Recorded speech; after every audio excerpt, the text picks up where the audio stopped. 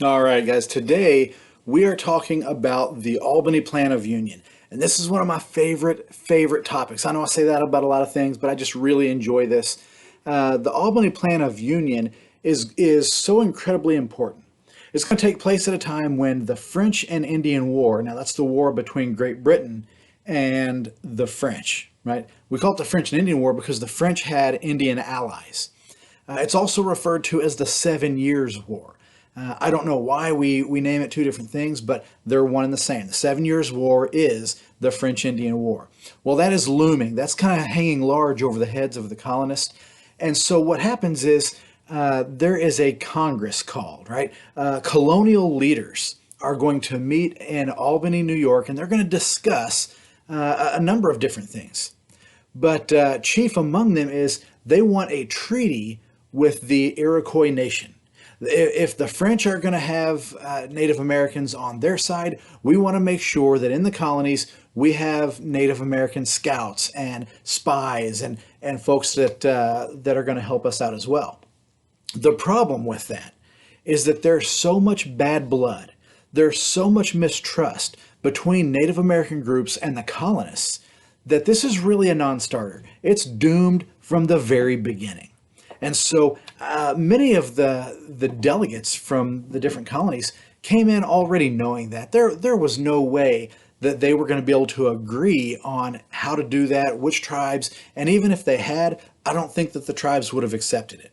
And so this was a non-starter. The other big reason, and probably the most prominent of the two, for at least in the minds of many people, is we wanted to discuss a plan for greater colonial cooperation, including mutual defense. Now, that's a big deal because at that time, there was no concept of all the colonies being one, being in it together. Virginians identified first and foremost as being from Virginia. They didn't care what happened in South Carolina or Georgia or Massachusetts for that matter. And none of the other colonies did either, right? You identified first and foremost with your colony. And so the idea that you would send troops to defend another colony was ludicrous. Why would we send our sons, our husbands, our fathers? Why would we send those people off to fight and defend a colony that has nothing to do with us?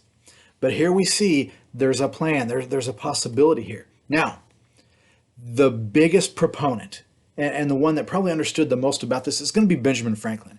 He was one of the more recognizable delegates, and he spoke in support of the plan. When this guy speaks, everybody listens. He was, if not the most, certainly one of the most recognizable and respected men in all the colonies. And so the fact that he threw his weight behind it was really very significant. He's going to create and publish this cartoon.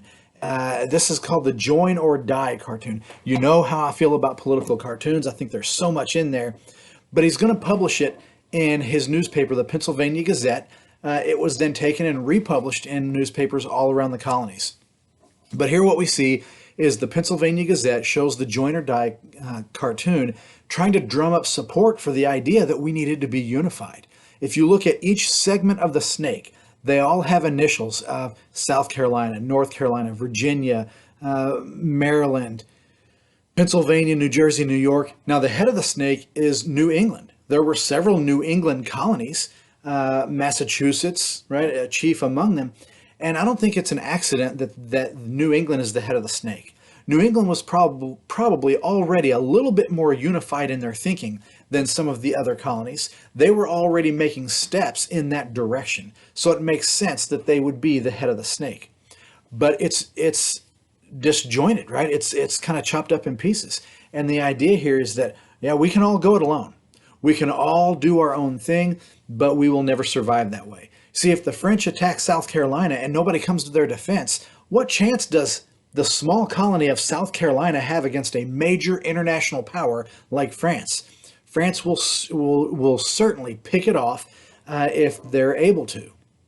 Now, if South Carolina falls, who's next? Well, probably geographically North Carolina. And after North Carolina, Virginia. And after Virginia, do you start to see the pattern here? The fear is that if we wait until they start to pick off individual colonies, then it'll be too late to unify. It'll be too late to put up a common defense because you'll already have lost a number of colonies. But we can be much stronger together. The plan is going to pass, but is never really implemented.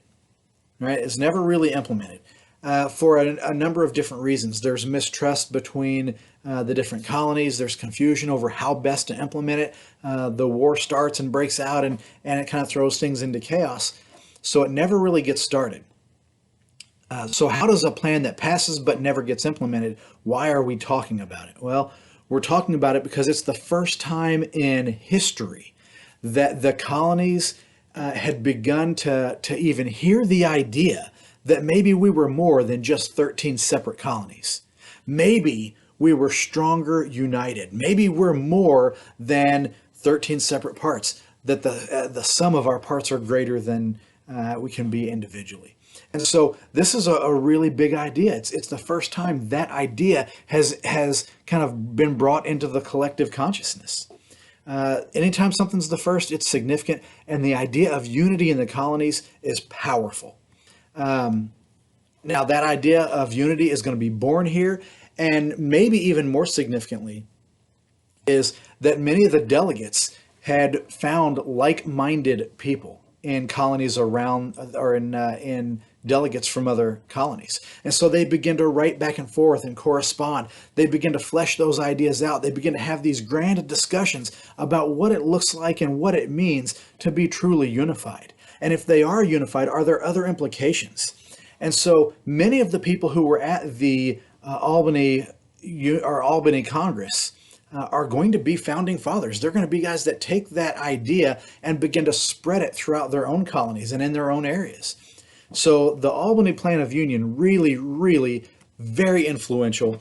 I love this thing. I love the political cartoon that is so closely connected with it. Let's see that unity, that idea come to fruition.